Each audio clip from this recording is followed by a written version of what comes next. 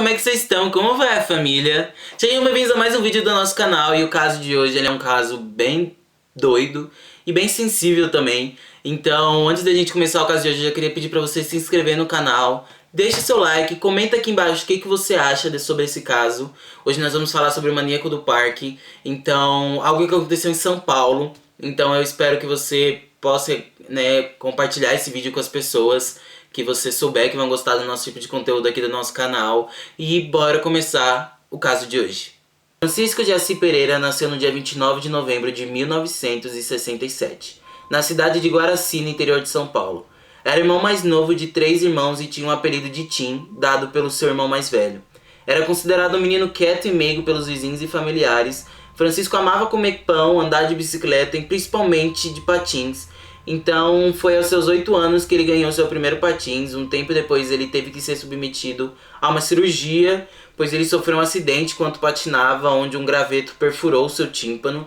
Então Francisco ele se recuperou muito bem da cirurgia e com os seus 14 anos ele conseguiu comprar um patins melhor, pois as condições da família não eram uma das melhores. Então, voltando um pouco no tempo, quando Francisco ainda tinha seus 8 anos, numa tarde ele, com estilingue, ele acabou matando um filhote de passarinho. E então ele pegou o passarinho e queria colocar numa frigideira, mas ele foi impedido pela avó, que começou a gritar que ele era um monstro, que ele era um assassino. Então quando ele percebeu o que ele tinha feito, ele começou a cair no choro, ele abriu a boca a chorar, ele entrou em desespero e por ter tirado uma vida, então ele ficou muito desesperado, muito abalado com isso que teria acontecido. O pai era o Nelson Pereira, sempre trabalhou em várias coisas para poder criar os filhos. Nelson trabalhou como apanhador de laranja, pescador, barqueiro, frentista e chegou até ter 3 açougues.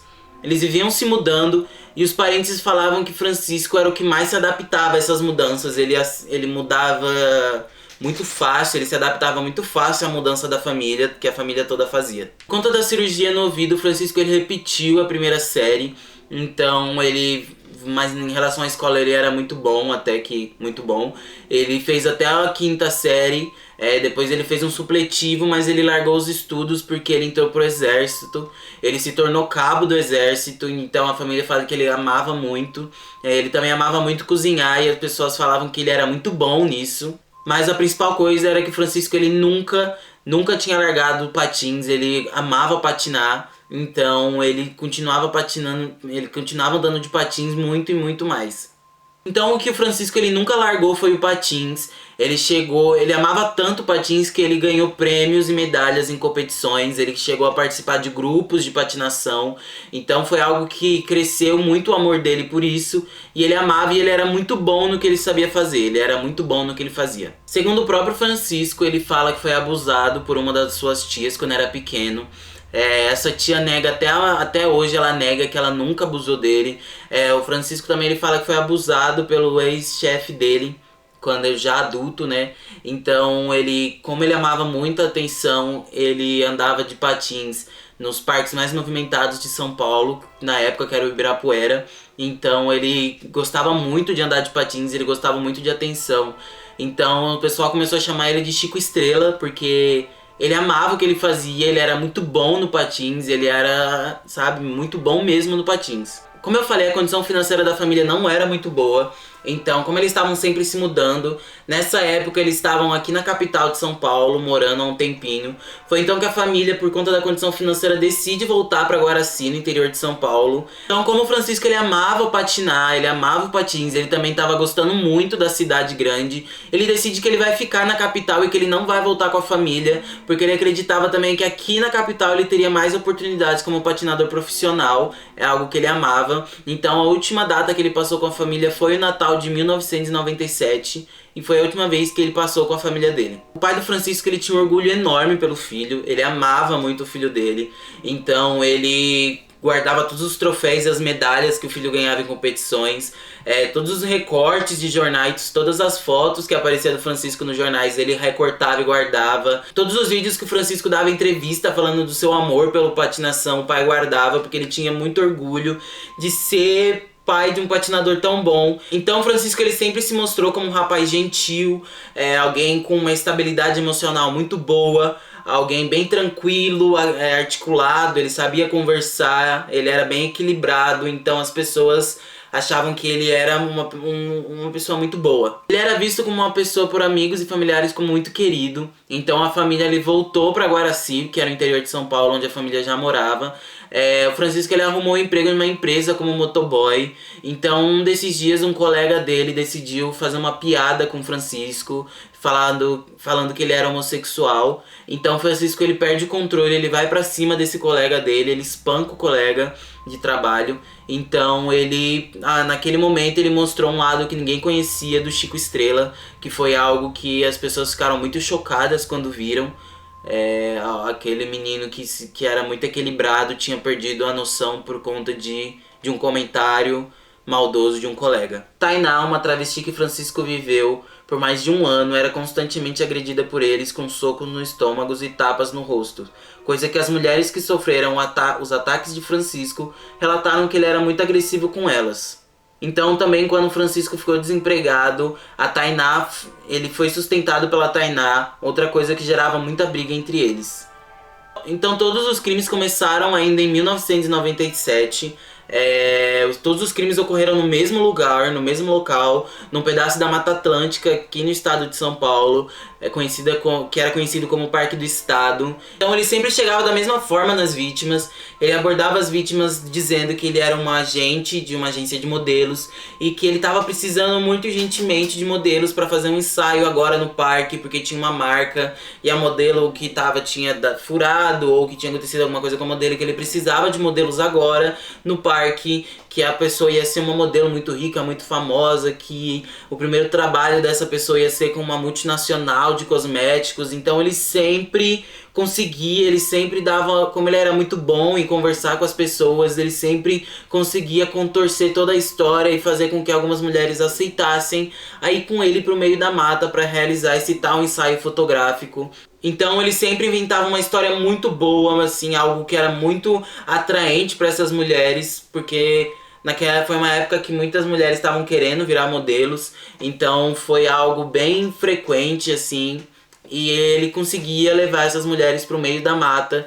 Então quando chegava no meio da mata ele espancava, abusava, humilhava, ele fazia de tudo com essas mulheres, ele socava o estômago delas, tapas na cara, e depois ele estrangulava todas as vítimas com um cadarço. O Francisco não tinha muito bem dias certos para atacar, ele só tinha um modus operandi muito frequente em todos os crimes dele. Ele não tinha dia certo, tudo dependia do dia. Ele ficava muito tempo sem cometer um crime, ou ele cometia vários crimes um atrás dos outros. A única coisa que era certa é que no dia seguinte, depois dos crimes, ele ia até o local onde estava o corpo da moça jogada, ele ficava lá, ele beijava, ele acariciava, chegava a ter algumas relações sexuais com o cadáver, e ele só parava de ir na mata para ficar com o corpo quando o corpo começava a entrar em decomposição, por estar exposto a um clima muito de chuva, um clima de muito sol. O corpo entrava em decomposição muito rápido, então quando o corpo começava a entrar em decomposição, ele começava a procurar outras vítimas e parava de ir na mata. A primeira vítima do Francisco ainda foi em 1997. Não se sabe a data certa, mas se sabe que foi antes do Ano Novo. Então ele passou o Natal com a família e entre esses 5 dias, que era, né, uma semana, foi a primeira vítima dele. Então ele abordou essa vítima ainda no metrô. Ele conseguiu inventar uma história muito boa em cima dessa moça, dessa agência de modelos. A moça aceitou, foi com ele até o Parque do Estado. Chegando lá ela foi espancada e abusada. E depois ela foi morta, enforcada pelo cadarço. Depois da primeira vítima foi questão de tempos até o Francisco achar a sua próxima vítima e conseguir trazer ela até o estado, até o Parque do Estado. Então no ano seguinte, no dia 4 de julho de 1988, um cara tava no Parque do Estado empinando pipa e a pipa dele acabou caindo na mata, mas como ele viu que a pipa caiu um pouquinho perto, ele entrou dentro da mata e ele acabou encontrando o corpo da primeira vítima de Francisco. Então a polícia ainda não sabia que tinha um serial killer à solta, nem sabia quem era o Francisco ainda. Então eles começaram a investigar tudo o que teria acontecido com a primeira moça que eles achavam. Já no dia 5 do outro dia, um senhor que tinha colocado uma arapuca, né, uma armadilha para pássaros no meio da floresta. Ele entrou para tirar essa armadilha. Ele conta que quando ele entrou, ele começou a sentir um cheiro muito forte de lá de dentro. Então ele decidiu entrar mais para o fundo da floresta. Foi quando ele achou mais 2 corpos que também foram vítimas do maníaco do parque. Esses corpos estavam no estado bem mais avançado de decomposição. Um deles só tinha a ossada, outro estava quase chegando nisso. Então ele liga pra polícia, a polícia chega. E aí foi aí nesse momento que a polícia pensou que teria um serial killer à solta, porque foram 3 corpos encontrados, todos com os mesmos modo operante, perto um do outro. Segundo a polícia, não dava nem 200 metros de distância um dos corpos. Então a polícia achava que teria sido a mesma pessoa. A primeira vítima que conseguiram identificar foi a Selma Ferreira Queiroz, de 19 anos, e a partir dela começaram a ver que existia um padrão em todas as vítimas de Francisco, que até o momento ninguém sabia que era ele. Então, de repente, começou a surgir várias vítimas que conseguiram sair vivas do ataque do maníaco do parque. Então começaram a perceber que o padrão de mulheres eram sempre morenas, com cabelos longos e corpos muito voluptuosos. Então, uma das primas de uma das vítimas, a vítima era a Raquel Mota Rodrigues, de 23 anos, ela liga pra polícia e ela conta que a prima dela liga pra ela um certo dia e diz que tem um cara abordou ela, que chamou ela pra ser modelo, que falou que ela era muito bonita, que ela poderia se dar muito bem nesse ramo.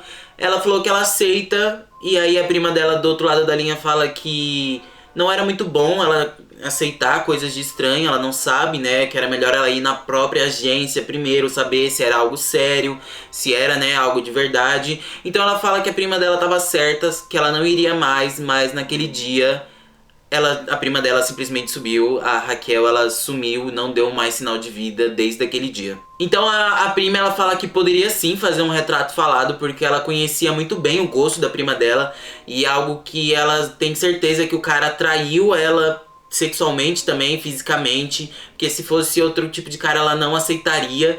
Ela falou que o cara provavelmente ele era moreno, que tinha um físico muito bom e que provavelmente ele era acima dos seus 30 anos. Então a polícia continua achando vários corpos no parque. Então eles conseguem fazer o primeiro relato falado. E esse relato falado ele vai primeiro para os jornais, depois ele começa a passar nas mídias de TV. Então quando começou a passar na televisão, várias pessoas, várias mulheres começaram a ligar para a polícia falando que foram abordadas por um cara no parque, que viram esse cara no parque, que conhece pessoas, primas que foram abordadas por esse cara no parque, que conhece pessoas que foram abordadas por eles, mas uma ligação foi a que mais ajudou a polícia. Uma moça, ela ligou pra polícia, ela pediu para que a polícia preservasse a identidade dela. Ela não queria, ela pediu sigilo total da identidade dela, ela não queria aparecer na televisão nem no jornal. Então ela relata que ela foi abordada pelo maníaco do parque e que ele contou toda a história, né, de que ele era agente de modelo, tudo aquilo que ele contava para atrair as mulheres. E ela falou que de primeira ela não aceitou, que ela não queria, que ela não tinha interesse nenhum em ser modelo. Então ele começou a insistir muito. Então ela fala que não queria e ele continuou insistindo. Ela falou que se ele não saísse de perto dela, ela ia chamar a polícia. Então ele entrega um cartão para ela com o número de telefone. O Francisco se identificava como Jean para essas pessoas. Então ela pega e passa esse telefone para a polícia. E quando a polícia começa a ligar para esse telefone, era o telefone da antiga empresa que ele trabalhava como motoboy. Então a polícia vai até essa empresa. Quando chega lá, eles perguntam se tinha alguém que trabalhava lá com o nome de Jean. Eles falam que não, que nunca ninguém trabalhou com esse nome lá. Só que eles falam que tinha um funcionário que tinha acabado de pedir demissão sem motivo nenhum. E que, né, com essa demissão ele deixou uma carta e um retrato de jornal, ele recortou algo do jornal. Nessa carta ele falava que agradecia muito pela oportunidade, que ele cresceu muito nessa empresa. Ele agradeceu ao chefe dele por tudo que o chefe dele já tinha feito a ele. E juntamente com essa carta tinha o retrato falado do Francisco. Esse funcionário que tinha pedido demissão era o Francisco. E nessa carta ele falava que o tempo dele tinha chegado ao fim, que ele tinha que ir embora, que o tempo dele tinha chegado ao fim nesse emprego. O chefe também conta que não era a primeira vez que a polícia estava indo até a empresa em busca do Francisco.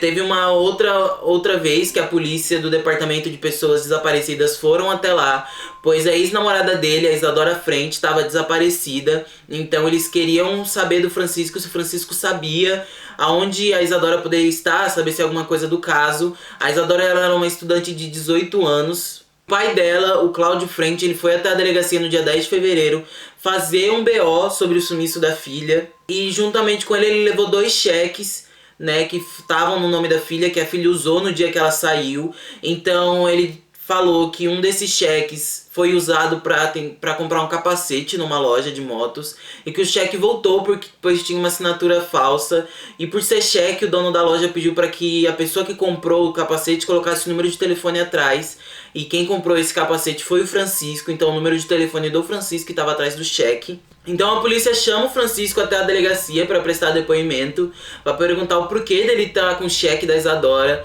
Então ele vai até lá, como ele tinha uma boa lábia, ele sabia conversar, ele convenceu os policiais de que o cheque tinha sido um presente da Isadora para ele, para que ele pudesse comprar um capacete novo. E ele também falou que o pai da Isadora nunca aprovou o relacionamento deles, que ele tinha muito preconceito pelo Francisco ser pobre e a Isadora trabalhar e ter dinheiro e ser de uma classe média, e dele ser pobre, não ter muito dinheiro. Então ele falava que o pai dele tinha que o pai dela tinha uma certa relutância com isso, coisa que o pai dela desmentiu, falando que nem conhecia o Francisco, que provavelmente nem a filha dele conhecia o Francisco, só que os policiais liberaram o Francisco porque eles acharam que se tratava somente de mais um oportunista, né? Naquela mesma noite, o Francisco ele volta pro Parque do Estado, aonde ele tinha matado e abusado da Isadora. Ele pega um galão de gasolina, taca no corpo dela e taca fogo, porque ele tava com medo da polícia achar o corpo dela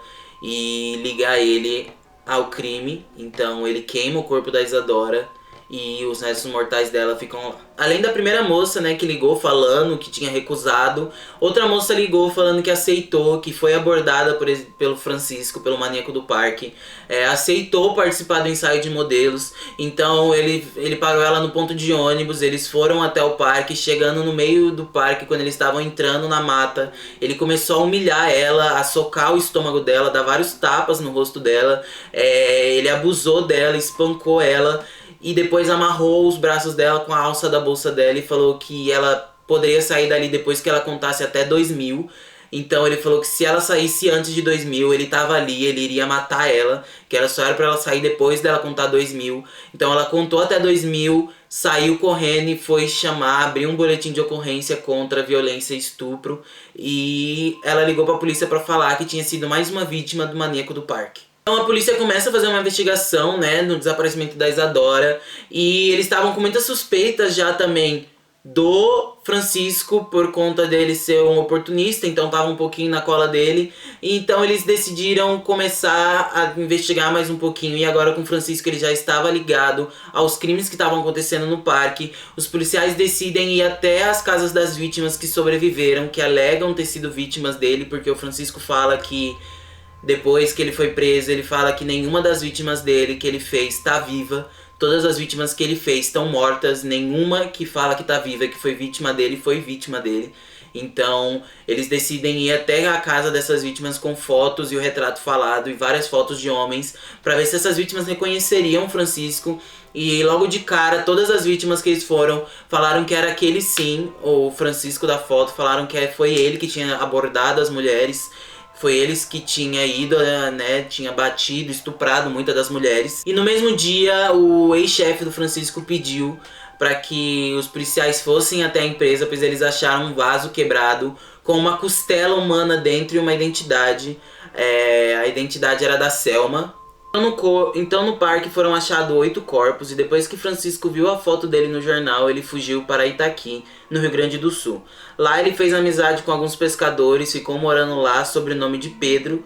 Como o Brasil todo estava atrás do maníaco do parque, o rosto dele estava em todos os cantos. Ele foi achado 23 dias depois por um pescador que viu no jornal o retrato falado e reconheceu e o denunciou para a polícia. Então a polícia foi atrás dele, pediu a prisão preventiva dele. Eles foram, né, prenderam ele e começaram o interrogatório. Confessou tudo, ele contou que ele, no Paraná ele pegou uma carona pro Rio Grande do Sul e que ele tentou passar pela Argentina pra fugir, mas que não deu muito certo. Então depois de 72 horas de interrogatório, ele confessou 9 assassinatos e 5 casos de estupros. A partir desse momento ele começou a falar sobre a obsessão dele que ele tinha com mulheres. Ele também começou a falar que ele tinha um lado muito ruim, que ele tinha uma voz dentro da cabeça dele que falava pra ele fazer isso, que ele também revelou que quando ele lembrava dos casos dele, ele ficava excitado, ele sentia prazer sexual no que ele fazia. Foi então que em algumas entrevistas ele disse que sentia vontade de comer a pessoa, né, comer de comida mesmo, sabe, canibalismo. Ele falou que tinha vontade de comer as vítimas dele. Então depois que ele começou a confessar os crimes, ele confessou todos os crimes dele, até a morte da Isadora, que era algo que os policiais não tinham achado o corpo ainda. Ele falou que levaria os policiais até o corpo da Isadora. Então os policiais falavam que o Francisco, ele mudava muito de personalidade. Quando ele estava num lugar, ele era uma pessoa. Quando ele entrava no parque, ele era outra pessoa. Ele se tornava como se fosse um homem sedutor, algo mais, sabe, de sedução. Então ele decide levar os policiais até Isadora. Nessa floresta, né, nessa mini florestinha dentro do parque, tinha como se fosse chaminés ou um casébreozinhos onde, né, as pessoas poderiam ficar ali. E nisso ele passa por um e menos de 200 metros tinha outro. Então ali ele mostra os restos mortais queimados da Isadora. Ele entrega pra polícia que ele realmente matou e queimou a Isadora. E a polícia, ela fala que era muito esquisito a forma que ele mudava muito rápido de personalidade. Por exemplo, quando a mãe dele chegou, ele se transformou basicamente numa criança. Ele começou a chorar, a espernear, falava que queria a mãe. Então ele tinha muito isso de mudar de personalidade. Ele mudava, ele transitava entre muitas personalidades muito fácil, sabe? Como eu falei, ele confessou ter matado 9 mulheres e 5 casos de estupros. Todas as vítimas que estavam vivas, que falaram que foram vítima deles, ele nega até hoje. Ele fala que nenhuma vítima dele saiu viva de dentro do parque. Então a polícia acha isso muito incongruente, porque as vítimas, a maioria tem BO, as vítimas, a maioria tem corpo de delito. Mas ele nega, ele fala que não, que ele nunca fez nenhuma vítima que tá viva até hoje. Ele foi julgado pela morte de 11 mulheres, das 11 ele foi condenado por 10, e dessas 11 somente 9 corpos foram encontrados. Só que teve um também que ele não confessou, só que essa era todo o modus operandi do caso, era bem diferente de tudo que ele já tinha feito. Então a polícia acha que esse caso, que essa vítima em questão não era do maníaco do parque, e sim de outra pessoa que eles ainda não tinham descoberto. Então o maníaco do parque, ele foi condenado a 271 anos de prisão em regime fechado. Ele foi condenado por assassinato, por estupro, por violência e por atentado ao pudor. Então, mesmo a lei do Brasil impedindo que uma pessoa fique presa mais de 30 anos, desde 1998, né, em Itaí, no interior de São Paulo. E como sempre acontece em casos de serial killers, ele recebeu muitas cartas de mulheres encantadas com tudo que ele tinha feito. E ele se casou com uma dessas mulheres. Então ele tá casado até hoje com uma dessas mulheres. E é isso, esse é o caso do Maníaco do Parque. Um fato também interessante de trazer aqui é que ele dividiu o presídio com o Pedrinho Matador. Eles não poderiam ficar no mesmo lugar porque o Pedrinho jurou ele de morte. Pra quem conhece um pouquinho do caso do Pedrinho, sabe que o Pedrinho, ele sempre defendeu muitas mulheres e crianças. Então pra ele, as mulheres que ele matou de 18 anos eram consideradas crianças. Então ele jurou a Maníaco do Parque de morte. Então eles não ficavam juntos, né, na mesma cela. Eles também nem podiam ficar no mesmo prédio. Ele ficou preso num presídio para crimes sexuais, onde a maioria das pessoas, onde todas as pessoas que estavam ali estavam presas pelos mesmos motivos. Então, para ele não ficar muito perto dos outros detentos que juravam ele de morte. Então esse é o caso do Maníaco do Parque. Eu espero que você tenha gostado de alguma forma desse vídeo. É impossível gostar do caso, mas eu espero que você tenha gostado do nosso tipo de conteúdo. Se você puder compartilhar com alguém mais que você sabe que vai gostar, se você puder deixar o seu like, se inscrever e comentar aqui embaixo o que você acha desse caso, eu vou agradecer muito. E então até o próximo vídeo e tchau, tenha um bom dia, beijo, até!